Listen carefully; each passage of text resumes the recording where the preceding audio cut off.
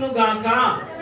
చూడండి, ఆపత్కాలములో అంటే నీకు శ్రమ వచ్చినప్పుడు, ఆపత్కాలములో నీకు బాధ కలిగినప్పుడు, ఆపత్కాలములో నీకు భయము కలిగినప్పుడు, ఆపత్కాలములో నీకు కష్టము కలిగినప్పుడు నీవు ప్రార్థన చేయగా, నీవు ఆయన సన్నిధికి రాగా, ఆయనను వేడుకొనగా ఆయన నీకు జవాబిచ్చే దేవుడుగా ఉంటా ఉన్నాడు. అయితే నా ప్రియమైన దేవుని బిడ్డలారా, నీ కష్టకాలములో నీ స్నేహితులు నిన్ను విడిచిపెట్టొచ్చు, నీ బాధల్లో ఉన్నప్పుడు నీ బంధువులు నిన్ను విడిచిపెట్టొచ్చు, నువ్వు ఆర్థికమైనటువంటి అప్పుల బాధలో ఉన్నప్పుడు